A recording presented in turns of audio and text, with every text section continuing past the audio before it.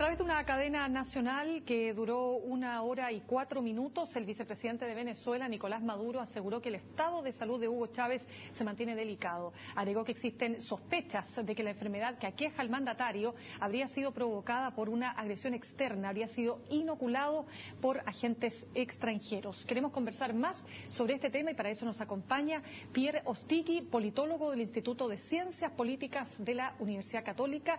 ¿Qué tal? Mucho gusto. Gracias por acompañarnos esta tarde, Pierre. Vamos por parte, Pierre. ¿Usted esperaba una declaración más contundente, más clara respecto de, a propósito del estado de salud, de lo que iba a pasar en definitiva con los destinos de Venezuela?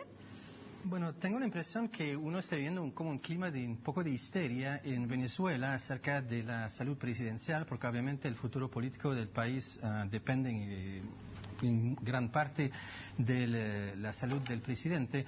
Yo creo que su estado evoluciona de manera un poco más lenta que los rumores lo presentan. Yo creo que su estado se está deteriorando, pero personalmente no me esperaba que iban a anunciar su muerte o su falla absoluta como dicta la Constitución, pero había que hacer anuncios porque los rumores vuelan como locos ahora en Caracas, en Venezuela, y hay un clima muy especial, muy anormal, casi de histeria, de rumores que pasa, que no pasa, y cosas muy exageradas de ambas partes. ¿Y cómo interpreta usted el discurso de todo lo que, porque es extenso, hay muchos elementos, sí, vamos a ir desmenuzando los elementos, por cierto, pero en función de tranquilizar al país, ¿usted cree que este discurso tranquiliza al país? Yo creo que él apunta a los militantes chavistas, a los que apoyan al gobierno, y él está haciendo dos cosas. Primero, que el presidente, el comandante, como dicen, no está muerto, cosa que la oposición a veces quiere sugerir. En este sentido sería tranquilizador. Pero los rumores, esta vez gubernamental, sobre virus, inoculación y todo eso, a mi punto de ver es para crear un estado de militancia, digamos, de un estado combativo, en caso de que políticamente las cosas se deterioren, quieren tener tropas movilizadas. Yo pienso que hay rumores realmente increíbles ahora de ambas partes que se están dando parte. Yo no le doy mucha validez a esta teoría un poco del complot conspirativa, digamos, sobre el estado respiratorio del presidente. A ver, usted lo que está diciendo es que tanto desde el chavismo como desde la oposición, sí, se alimentan una serie de mitos, sí, y usted diría que, pero el enfriamiento de salud fue algo dicho por el propio gobierno. Sí, eso es anoche, real. Digamos, sí, eso es real. Sí, eso es real, sí. No, que su salud empeora y que no está en situación de gobernar y que no va a ocurrir pronto, es seguro.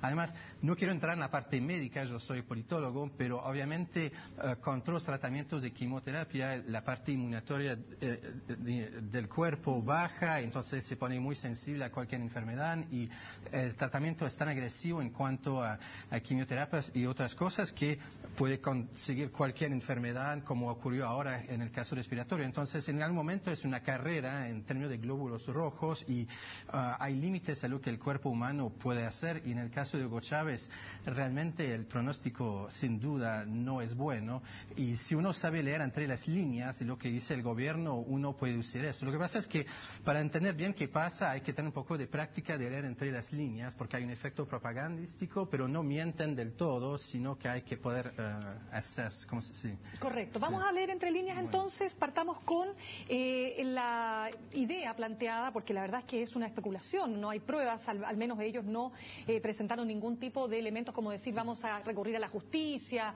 vamos a hacer nuevas investigaciones, vamos a hacer exámenes al presidente que permitan suponer que fue envenenado, inoculado, era la palabra que usaba Nicolás Maduro. Sí. ¿A qué obedece, según usted, este elemento de instalar la idea, cierta o no, de que haya podido ser inoculado por agentes externos y que eso haya agravado su estado de salud? Bueno, además es un poco extraño porque él estuvo en Cuba la mayor parte de su tratamiento y se supone que él estaba en territorio amigo, entonces obviamente no puede haber sido de parte de los cubanos, y el aparato de seguridad alrededor de Hugo Chávez es muy, muy estrecho, muy sólido. Claro, entonces, pero menciona el caso de Arafat, por ejemplo. Sí.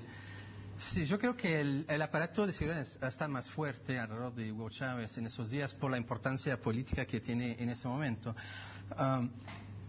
Y como digo, él puede enfermarse de manera muy normal, como digo, con su tratamiento que está tomando. Es normal que la gente se enferme a tal nivel. Entonces, Bueno, yo personalmente no le daría validez a eso, pero hay una lógica política por la cual implementar eso, que obviamente es un régimen muy maniqueo, hay los buenos y los malos, y el antichavismo es lo mismo, sino al revés, o sea, ¿no?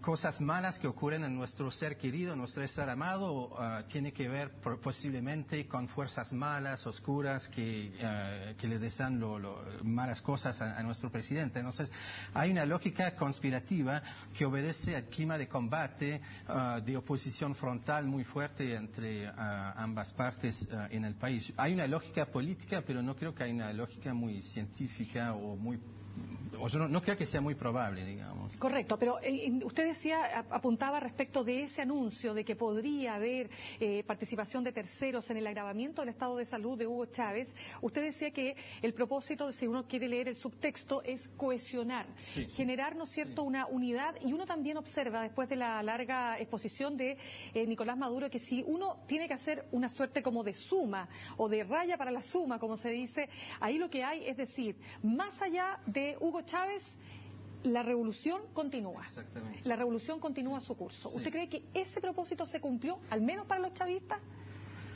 Bueno, este anuncio no es el primer anuncio que tiene este propósito. O sea, desde diciembre, con la mitologización del presidente, con los videos que aparecen, con el fortalecimiento de Maduro, con los acuerdos entre Diosdado Cabello y Maduro. O sea, todos los esfuerzos apuntan precisamente a que la revolución continúe sin el personalismo del comandante, eso es seguro. Pero siempre conviene tener enemigos para cohesionar fuerzas internas, y para mí este anuncio es un esfuerzo más de, como usted dijo, cohesionar las fuerzas internas, no olvidándose que hay enemigos externos que están en contra del proceso revolucionario. Y en esos enemigos externos, él apuntó directamente el caso del agregado aéreo de la Embajada de Estados Unidos, David del Mónaco, que fue expulsado aparentemente porque había, según lo dicho por Nicolás Maduro, él le habría propuesto proyectos desestabilizadores a militares venezolanos. Bueno, primero quiero separar esos dos anuncios, ¿no? Lo de la inoculación del virus me parece poco probable en vista de las circunstancias. Este esfuerzo de movilizar sectores descontentos dentro de las Fuerzas Armadas en contra del régimen actual, yo no tengo información privilegiada, puede ser, puede no ser, son cosas que ocurren en la vida.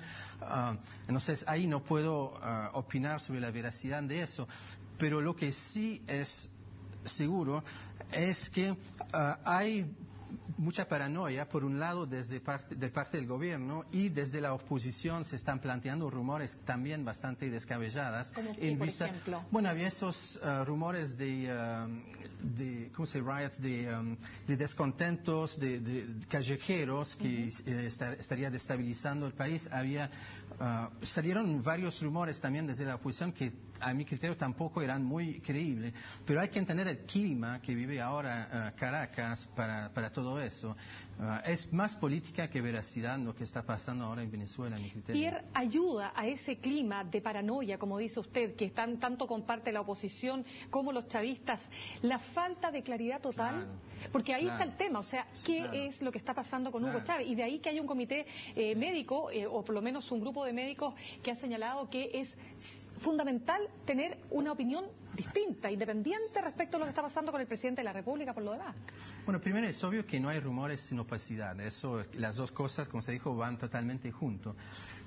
Yo desconfío de la parte desinteresada de ambas partes ahora en el conflicto venezolano, porque en cuanto a un comité medical, no hay que olvidarse del artículo 233 de la Constitución venezolana, que dice que en problemas similares al actual se tendría que nombrar una junta médica designada por el Tribunal Supremo de Justicia para ver la condición del presidente, y si esta junta decide que no está en posición de gobernar, se se debe convocar a elecciones en 30 días. Entonces, este propósito de la Junta Médica no es solamente para tener información válida, sino, a mi criterio, para poner en marcha el artículo 233 de la Constitución venezolana. Dígame una cosa, Pierre, ¿hasta dónde el gobierno venezolano, representado en este momento por el vicepresidente Nicolás Maduro, puede extender esto? Es decir, ¿hasta dónde puede llegar esto eternamente? Porque aquí podemos estar pensando, imaginémonos que en el mejor de los casos Hugo Chávez puede continuar manteniéndose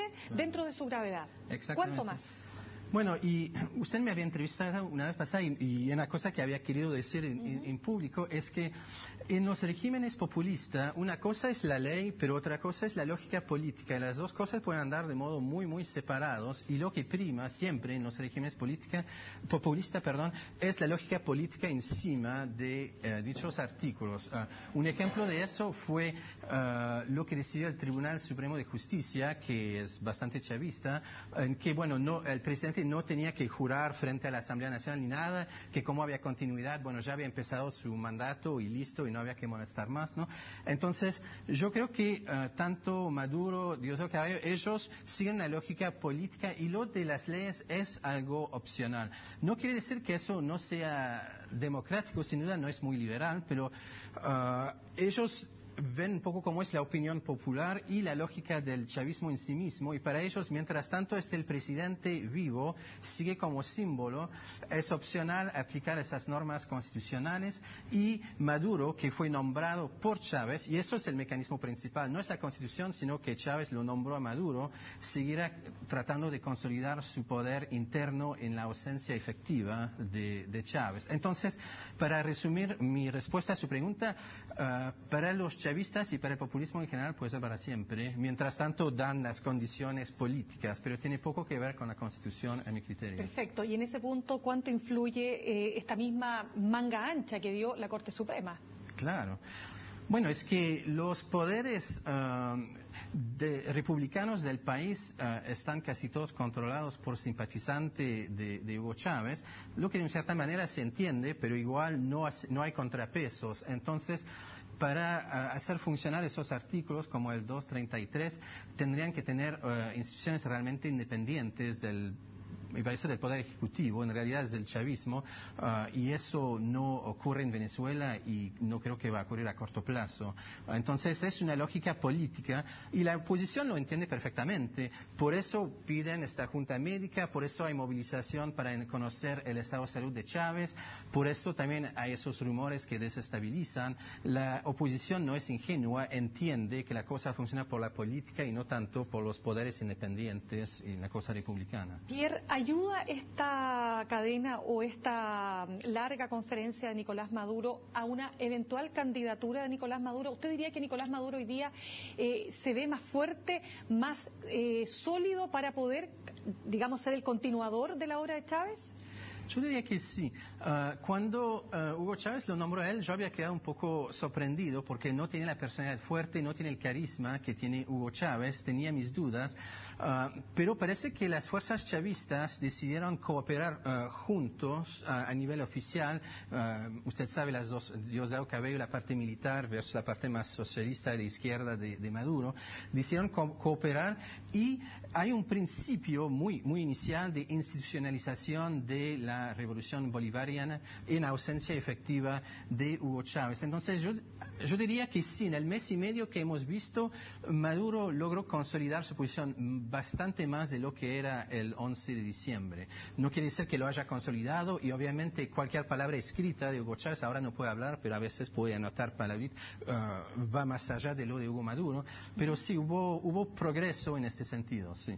Ahora, ¿qué pasaría, por último, Pierre, si el gobierno decide transparentar absolutamente, es decir, que entre la Junta Médica, que haya otros observadores? No, pero pregunto. Sí, pero no van a hacer eso nunca. ¿Por qué? Porque no les conviene. Además, sería delegar autoridad a una junta médica que para ellos no tiene el peso político que corresponde. Hay que entender la lógica del populismo. Decide primero Hugo Chávez y cuando no puede decide Maduro y el resto no van a perder este poder político para delegarlo a una junta médica. Para mí las cosas van a seguir como están, estoy seguro, y van a controlar la información a su beneficio, porque es una lucha política. Entonces no van a dejar entrar criterios independientes, tomando en cuenta que para ellos y también para la oposición es una lucha política. Entonces yo no preveo ningún cambio en ese sentido y no van a aflojar para permitir cosas que los debilitarían. Correcto, pero ahí viene la segunda, digamos, una consecuencia probablemente de esta olla a presión, ¿verdad? Porque va siendo una olla a presión, una olla a presión. ¿En qué momento esa olla a presión puede explotar? Ahí veíamos, por ejemplo, en algunos portales estas manifestaciones de los estudiantes, aquellos que exigen claridad, transparencia, en fin. ¿En qué minuto esto puede volverse en contra? Cuando haya disturbios callejeros fuertes de parte de la oposición. O sea, en el populismo lo que cuenta es el número de gente. Entonces, en el momento en que empieza a haber manifestaciones callejeras grandes que piden transparencia informativa, que piden saber y que dicen que no podemos seguir con un presidente electo que está en la cama de hospital por hace 2 meses, que lo va a seguir estando hasta que o se cure o que se muera, que esta presión que aumente, si se traduce en protestas callejeras, ahí sí puede haber cambios, pero también el chavismo está dispuesto a hacer la contraparte con contramanifestación callejera, utilizando también los poderes del Estado para mantener el control de la situación. Y para mí el juego político pasa por ahí, pasa por la calle. Muy bien, Pierre, queremos darle las gracias por habernos acompañado esta tarde.